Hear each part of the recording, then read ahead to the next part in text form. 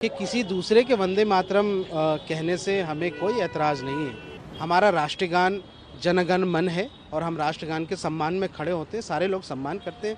लेकिन राष्ट्रगान के साथ आप ये वंदे मातरम को, राष्ट्रीय गीत को थोप रहे हैं, ये ठीक बात नहीं है। जिन पंक्तियों में राष्ट्रगीत के अंदर मुल्क को माँ दुर्गा, सरस्वती, जनहारिणी, जन्म देने वाली, जन्म लेने वाली, ये इल्म देने वाली ये कहा गया है, ये हमारी आस्था से टकराती हैं। इसलिए हम प्राण तो दे सकते हैं, लेकिन अपनी आस्था के साथ समझौता नहीं कर सकते।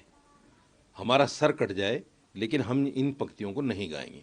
ये आज से नहीं, 1937 से लेकर जो है विवादों में है।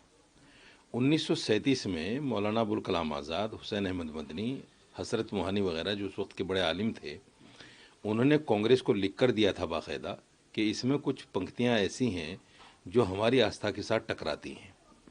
तो 1937 में कांग्रेस ने एक रेजोल्यूशन पास किया और कहा कि हमने ये पंक्तियां हटा दी हैं, आज़ादी में ये पंक्तियां नहीं गाई जाएंगी जो मुसलमान की आस्था को चोट करती हैं।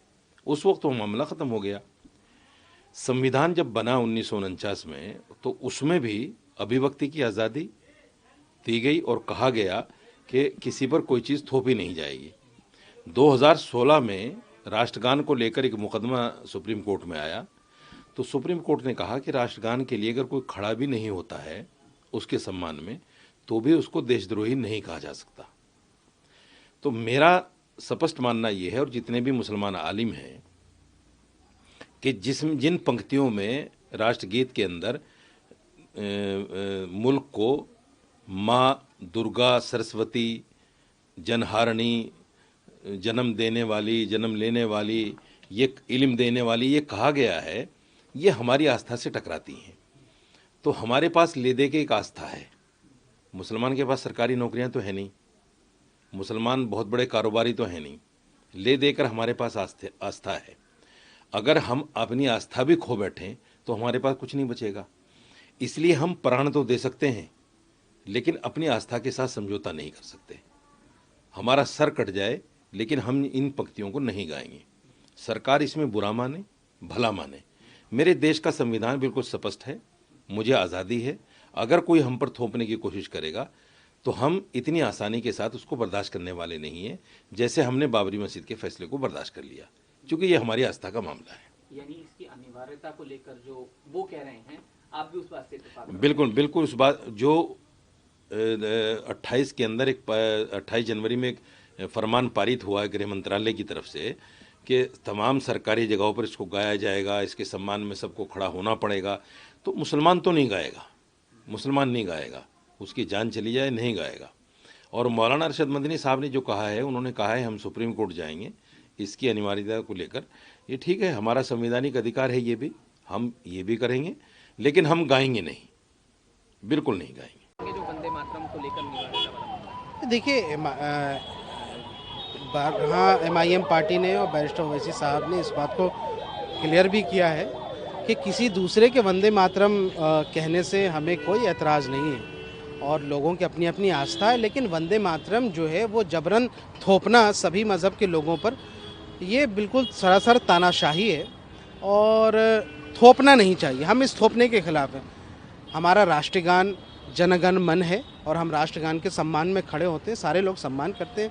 लेकिन राष्ट्रगान के साथ आप ये वंदे मातरम को, राष्ट्रीय गीत को थोप रहे हैं, ये ठीक बात नहीं है। और क्या मैं सरकार से सवाल पूछना चाहता हूँ, क्या बीजेपी की सरकार जनगण मन को रिप्लेस करना चाहती है वंदे मातरम से नेशनल एंथम के तौर पर? क्यों ये why it is made to be compulsory, ये सवाल पूछना चाहिए। क्योंकि इतिहास है कि RSS ने हमेशा से जनगण मन का विरोध किया था। ऑब्जर्वर की उनकी पुरानी इतिहास देखिए।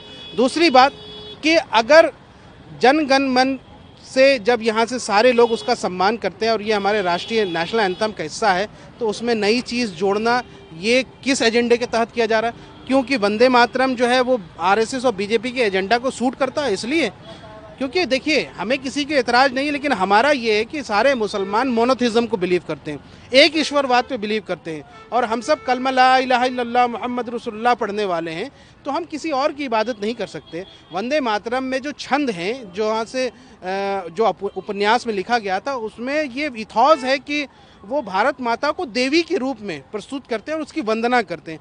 हम एक अल्लाह के अलावा किसी और की इबादत नहीं कर सकते, लिहाजा हमारे लिए कहना हमारी मज़हब, हमारी रिलीजियस इन्फ्रिंजमेंट है। तो आप हमारे मजहबी मदाखलत जो कर रहे हैं ये ठीक नहीं है, और ये कानूनी आइनी हक जो है मुसलमानों को दिया गया, right to religion, right to freedom of religion, ये कहाँ जाएगा फिर?